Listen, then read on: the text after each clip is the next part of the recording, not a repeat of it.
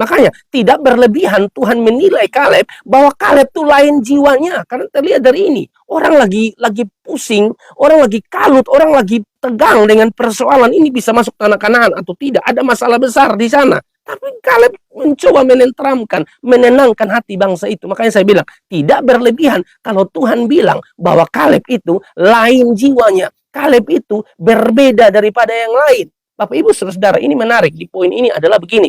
Anak Tuhan yang baik harus memberi solusi, bukan polusi. Anak Tuhan yang baik harus bisa menjadi jawaban, bukan pertanyaan besar, Saudara.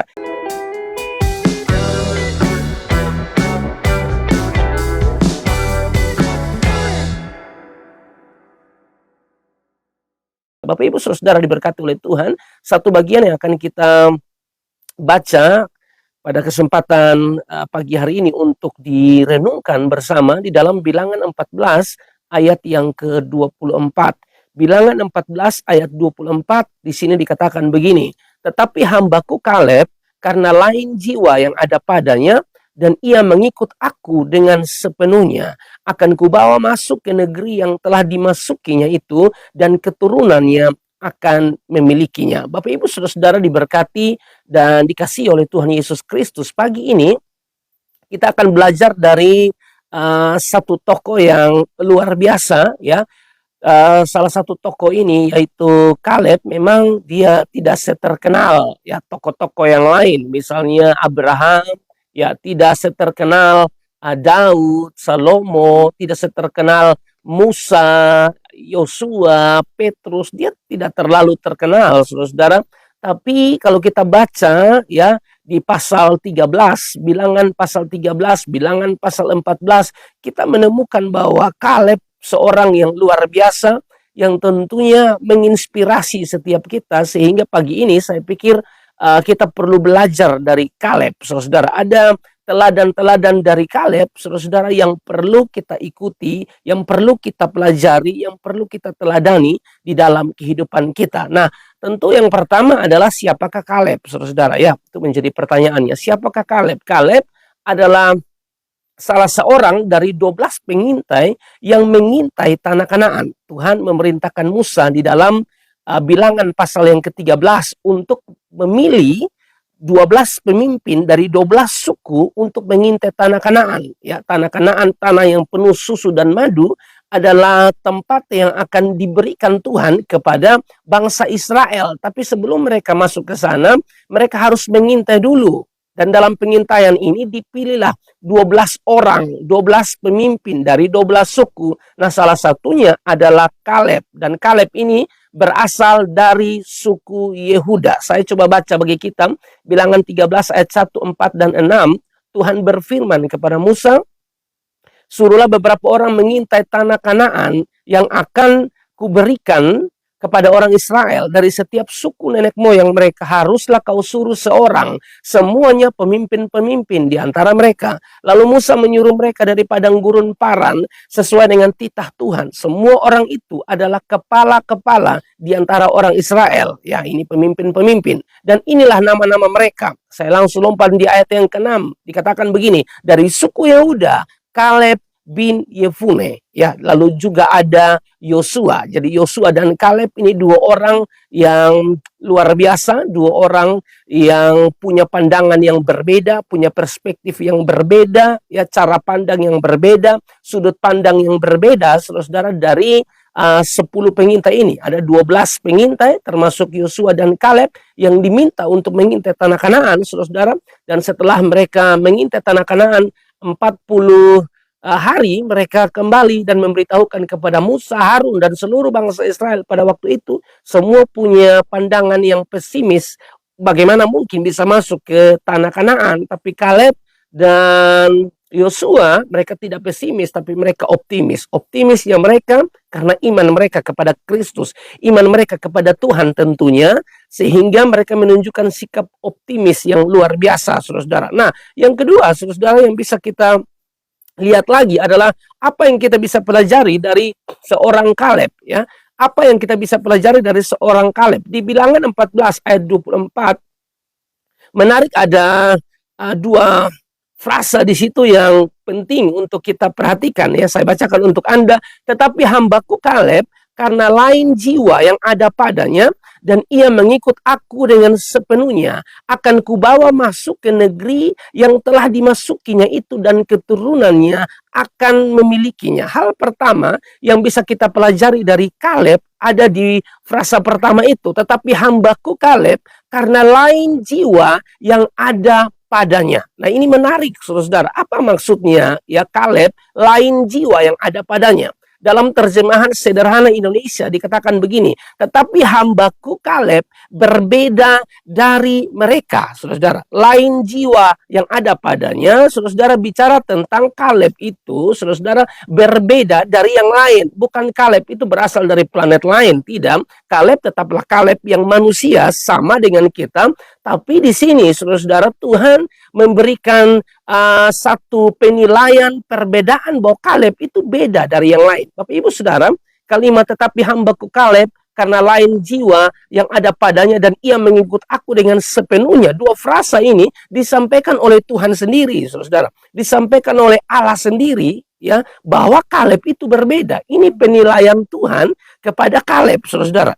Penilaian sekaligus pujian Tuhan kepada Kaleb, bahwa Kaleb itu lain jiwa. Ini bukan pujian manusia, saudara. Ini bukan penilaian manusia. Kalau penilaian manusia, penilaian yang bisa salah, ya, seringkali salah, saudara. Tapi penilaian Tuhan tidak mungkin salah, saudara. Ya, tentu kita lihat di sini Tuhan yang menilai Kaleb bahwa lain jiwanya, ia mengikut aku dengan sepenuhnya. Bagaimana mungkin salah penilaian Tuhan ini? Penilaian Tuhan ini tentu benar, saudara. Kalau penilaian manusia salah, saudara. Tentu saudara ingat waktu Samuel diminta untuk pergi ya kepada Isai ya untuk melihat anak-anak Isai ya, sehingga harus dipilih menjadi raja menggantikan Saul pada waktu itu. Saudara, kita tahu Daud yang dipilih. Tapi dalam cerita 1 Samuel 16 ayat 6 sampai ayat yang ke-7 ya, waktu Samuel melihat Eliab ya, dia langsung berpikir ini sudah yang cocok ya.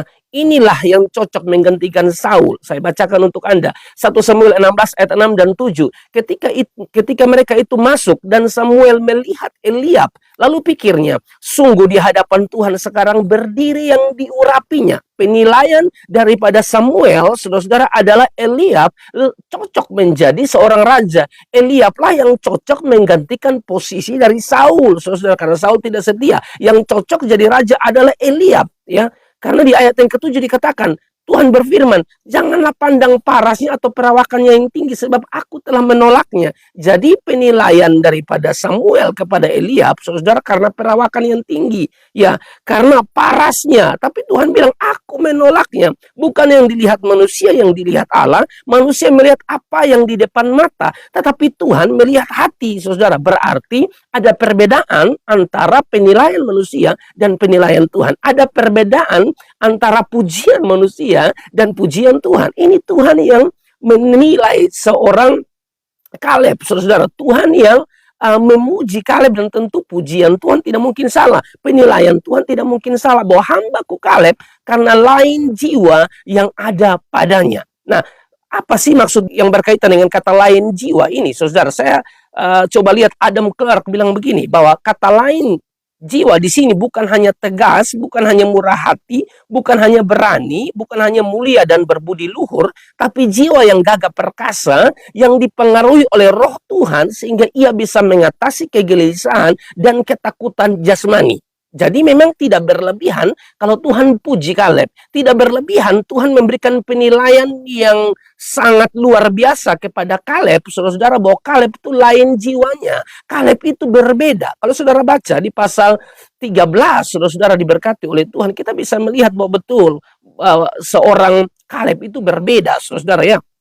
Di saat mereka harus pergi mengintai dan 40 hari mereka harus kembali untuk memberitahukan kepada Musa, Harun dan seluruh bangsa Israel pada waktu itu, saudara, ya, mereka memberitahukan apa yang mereka lihat, saudara. Ternyata 10 ya, suara mayoritas bilang kita tidak akan masuk, ya. Tapi suara minoritas, Kaleb dan Yosua bilang kita akan masuk ke negeri itu. Tapi yang 10 bilang, tidak bisa masuk. Saya coba baca Bilangan 13 ayat 25 dan seterusnya. Sesudah lewat 40 hari, pulanglah mereka dari pengintaian negeri itu dan langsung datang kepada Musa, Harun, dan segenap umat Israel di Kades di padang gurun Paran. Mereka membawa pulang kabar kepada keduanya dan kepada segenap umat itu dan memperlihatkan kepada sekaliannya hasil negeri itu. Mereka menceritakan kepadanya, kami sudah masuk ke negeri kemana kau suruh kami, dan memang negeri itu berlimpah-limpah susu dan madu. Benar seperti apa yang Tuhan katakan. Hanya, ini sudah dimulai lagi dengan hanya. Omong sudah bagus di awal, tapi ada kata hanya. Tapi seringkali kita begitu ya. Wih, dia tuh keren loh, tapi hanya, pokoknya ada begitulah ya. Ayat 28, hanya bangsa yang diam di negeri itu kuat-kuat dan kota-kotanya berkubu dan sangat besar. Juga keturunan Enak telah kami lihat di sana. Ini sudah mulai masuk pada sikap pesimis. Orang Amalek diam di tanah Negeb, orang Het, orang Yebus, dan orang Amori diam di pegunungan. Orang Kanaan diam sepanjang laut dan sepanjang tepi sungai Yordan. Mereka mulai pesimis, saudara, diberkati oleh Tuhan, bahwa aduh, ini bagaimana nih, saudara? Ini betul tanah di sini, tanah Kanaan penuh dengan susu dan madu, tapi ini bukan berarti tidak ada masalah, bukan berarti tidak ada tantangan. Siapa juga yang bilang kalau Tuhan janjikan sesuatu bagi kita lalu sesuatu itu berjalan mulus? Kan tidak seperti itu, saudara. Tidak mungkin, saudara, apa yang kita mau lakukan itu semuanya enak-enak saja. Itu tidak mungkin, saudara. Tapi kan ini Tuhan yang janjikan, saudara. Jadi memang kita harus lebih percaya pada janji Tuhan dan bukan kita lebih fokus kepada ketakutan kita. Seringkali kan kita begitu, saudara. Ya, seringkali setan suka tipu kita, seringkali sekeliling kita suka mungkin ya berbicara sesuatu yang pesimis yang akhirnya menakutkan kita. Padahal kita bisa kok melakukan hal itu. Kita mampu kok melakukan hal itu. Bukan karena kita, saudara, tapi karena Tuhan. Nah, seringkali kacamata yang kita pakai ini bukan kacamata Tuhan, tapi kacamata kita manusia yang terbatas, saudara. Ya, perspektif kita lemah, saudara. Cara pandang kita lemah, sudut pandang kita tuh lemah, saudara. Makanya saya sering bilang, toh, cara kita melihat problem adalah problem yang sesungguhnya. Cara kita melihat masalah adalah masalah yang sesungguhnya. Yang menjadi masalah bukanlah masalah itu. Yang menjadi masalah seringkali cara pandang kita atau sudut pandang kita terhadap masalah itu. Itu yang menjadi persoalan, saudara. Kaleb punya perspektif yang berbeda. Kaleb dan Yosua. Kalau yang 10 nih, lemah, pesimis. Nah, mereka bawa kabar seperti ini kepada bangsa Israel. Nah, bangsa Israel ini kan saudara tahu, toh, cepat dipengaruhi. Bangsa yang tegar tengkuk, saudara. Tapi menarik di ayat 30, saudara. Kemudian Kaleb mencoba menenteramkan hati bangsa itu. Saya suka ini kalimat di ayat 30. Kemudian Kaleb mencoba menenteramkan hati bangsa itu. Di hadapan Musa katanya, tidak, kita akan maju dan menduduki negeri itu. Sebab kita pasti akan mengalahkannya. Kemudian Kaleb mencoba menenteramkan. Kata menenteramkan, saudara-saudara, sama dengan menenangkan.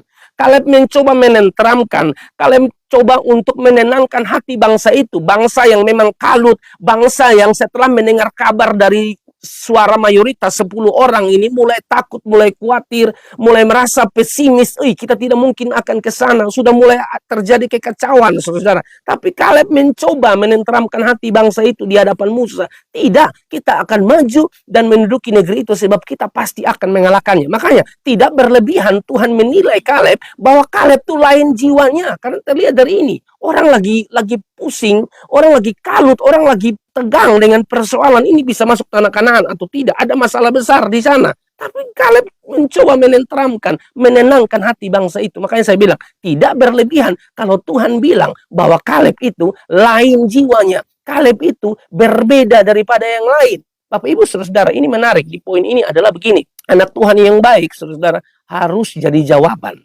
Anak Tuhan yang baik harus memberi solusi, bukan polusi, saudara. Ya, anak Tuhan yang baik tidak menjadi polusi, tapi memberi solusi. Anak Tuhan yang baik harus bisa menjadi jawaban, bukan pertanyaan besar, saudara. Coba kita evaluasi diri kita. Ya, waktu mungkin ada masalah dalam keluarga, ada persoalan-persoalan tertentu dalam keluarga, semua lagi kacau dalam berpikir, ini dan itu saling menyalahkan. Bisakah saudara berdiri dan berkata, bisa kita tenang sebentar dan kita berdoa? Bisakah demikian yang kita lakukan? Saya pikir dalam hidup ini tidak ada orang yang tanpa masalah. Semua orang punya masalah. Tapi bagaimana? Bisakah kita seperti Kaleb menenteramkan, menenangkan, saudara? Saya percaya bahwa hanya di hadirat Tuhan kita tenang. Nah, oleh karena itu, kalau ada persoalan-persoalan tertentu dalam hidup ini dan kita bilang kita anak Tuhan sejati, saudara, kita ada dalam lingkungan teman-teman, keluarga, sanak saudara yang mungkin lagi ada dalam masalah tertentu, bisakah kita ada di situ dan bilang kita tenang sebentar dan kita berdoa? Anda jadi jawaban di situ, saudara. Meskipun kalau kita lihat Kaleb, orang tidak dengar Kaleb, mereka tambah bikin kabar busuk di situ sampai orang bangsa Israel pada waktu itu memberontak kepada Tuhan karena kabar busuk itu. Nanti kita belajar lebih jauh, saudara diberkati oleh Tuhan. Jadi memang tidak berlebihan kalau Tuhan bilang Kaleb ini lain jiwanya. Lalu yang berikut, lain jiwanya dalam hal apa? Saya suka di kalimat berikut bilang begini. Yang kedua, ia mengikut aku dengan sepenuhnya. Ini menarik. Kaleb mengikut aku dengan sepenuhnya, saudara diberkati oleh Tuhan. Nah, menarik kata sepenuh di sini, saudara. Ya, kata sepenuh di sini kan artinya segenap, ya. Kata sepenuh di sini artinya seluruhnya, saudara. Ia mengikut aku dengan sepenuhnya. Dalam terjemahan lain, misalnya terjemahan sederhana Indonesia, dia bilang begini, dia taat kepadaku sepenuhnya. Dalam bahasa Indonesia sehari-hari bilang, ia tetap setia kepadaku. Tetap, kata tetap itu artinya tidak bergeser. Ia mengikut aku dengan sepenuhnya. Menarik, saudara, ya. Di kalimat ia mengikut aku dengan sepenuhnya, ya.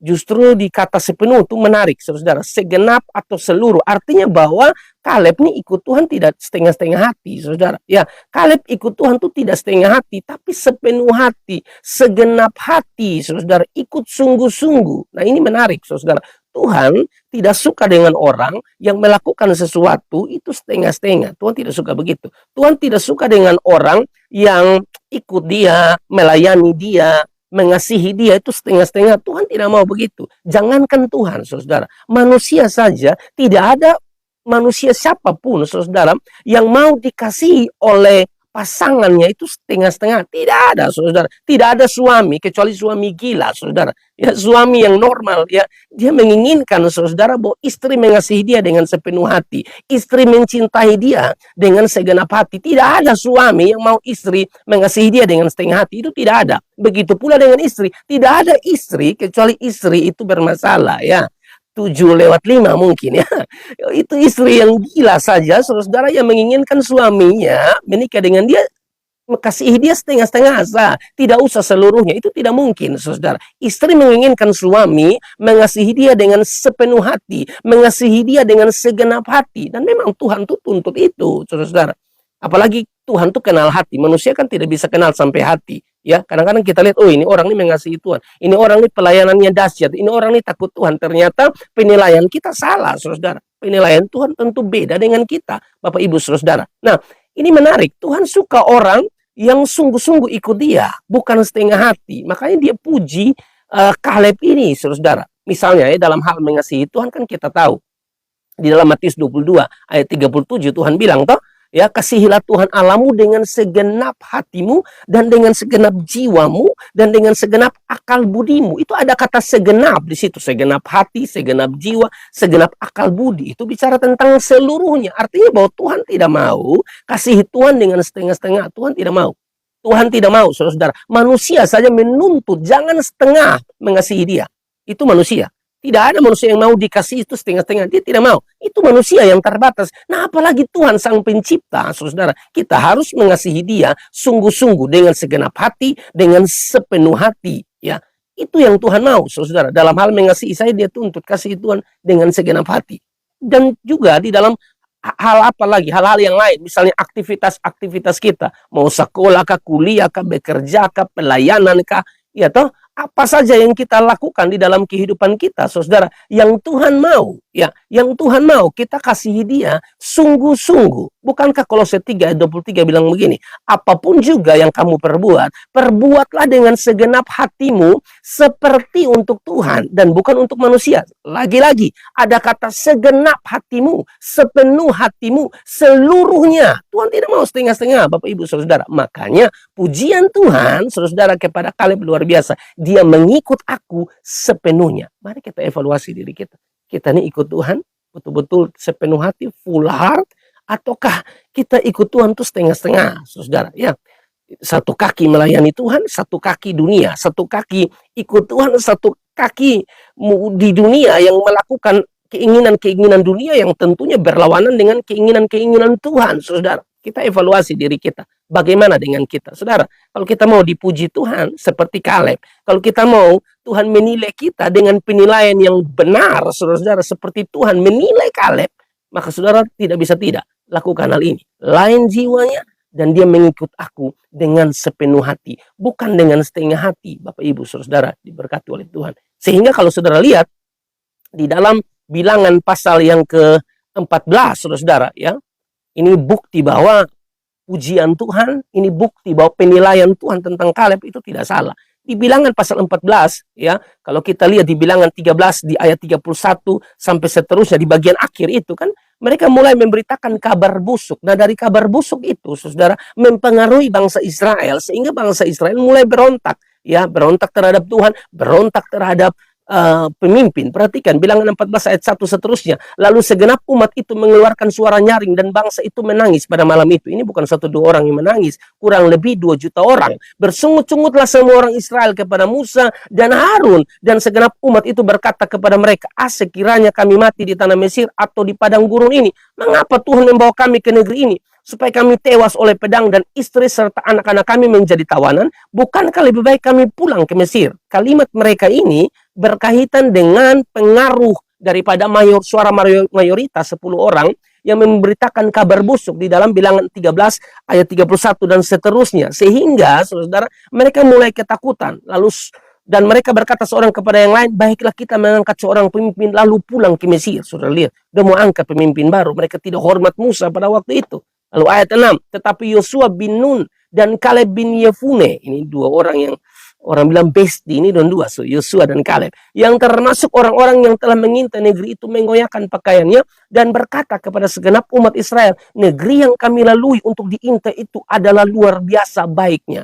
Ya, bagaimana mungkin, saudara, pujian Tuhan kepada Kaleb ini bukan pujian yang sungguh-sungguh, ya saudara. Lihat, di saat yang lain mulai berontak, mereka tidak berontak. Di saat yang lain mulai kasih salah Tuhan, kasih salah pemimpin, ya, Kaleb bilang negeri yang kami lalui untuk diintai itu luar biasa baiknya. Kaleb tetap berpegang teguh pada janji Tuhan. Dia percaya kok apa yang Tuhan janjikan itu baik adanya, apa yang Tuhan rancangkan itu baik adanya. Mungkin hanya karena ada persoalan, adanya proses, tak berarti bahwa janji Tuhan itu tidak tergenapi. Tak berarti bahwa rancangan Tuhan itu tidak baik, saudara.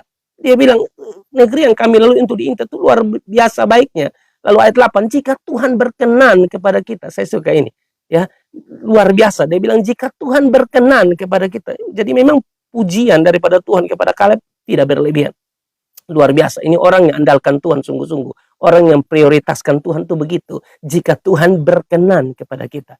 Ya Bapak Ibu Saudara, di dalam doa-doa kita boleh minta apa saja. Tapi jangan lupa kalimat ini. Jika Tuhan berkenan, saudara. Karena kita tidak bisa paksa Tuhan. Kalimat jika Tuhan berkenan artinya bahwa kita menyerahkan seluruhnya kepada Tuhan, saudara. Keputusan Tuhanlah yang terjadi dan bukan keputusan kita. Luar biasa. Lalu ayat yang ke-9 lagi, ya, dikatakan hanya janganlah memberontak kepada Tuhan. Ini pesan-pesan daripada Kaleb dan juga Yosua. Jangan berontak kepada Tuhan. Ini solusi terbaik. Kalau kamu berontak kepada Tuhan, nanti kamu selesai. Jangan melawan Tuhan. Kira-kira demikian. Tuhan ini rencana mau kasih habis mereka semua. Karena melawan Tuhan. Sudah lihat mujizat, tapi juga melawan Tuhan. Tuhan mau kasih habis mereka, tapi Musa bilang jangan. Ya saudara. Dan ini menjadi pelajaran bagi kita, Bapak Ibu saudara. Jadi Bapak Ibu, pelajaran menarik hari ini, ya, kita belajar dari Kaleb. Tuhan sendiri yang memberi penilaian dan pujian. Kaleb beda, lain jiwanya, dia orang yang sangat berbeda. Dia orang yang berbeda dari bangsa Israel dan 10 pengintai. Beda, imannya berbeda. Dia tidak memberontak, dia ikut Tuhan sepenuhnya. Ya, terlihat dari sini mereka berontak, mereka ketakutan, pesimis. Dia sama sekali tidak. Dia tetap percaya kok Tuhan pasti tolong. Dan yang kedua, saudara, Tuhan bilang di situ bahwa dia mengikut aku sepenuhnya. Dia mengikut aku dengan segenap hati, tidak setengah-setengah ikut aku. Ini penting Bapak Ibu. Kita evaluasi diri kita, bagaimana dengan kita? Kita ikut Tuhan sungguh-sungguh ataukah kita ikut Tuhan setengah-setengah? Jangan setengah-setengah, sungguh-sungguh ikut Tuhan. Masalah, pergumulan pasti ada dalam hidup kita. Tapi dengar Bapak Ibu, Allah yang kita sembah adalah Allah yang lebih besar daripada setiap masalah-masalah yang kita hadapi dalam hidup ini. Tetap berserah penuh pada Tuhan, andalkan Dia, dan Anda akan lihat Tuhan akan melakukan perkara-perkara yang dahsyat dan hebat di dalam kehidupan saudara. Tuhan memberkati kita semua. Shalom.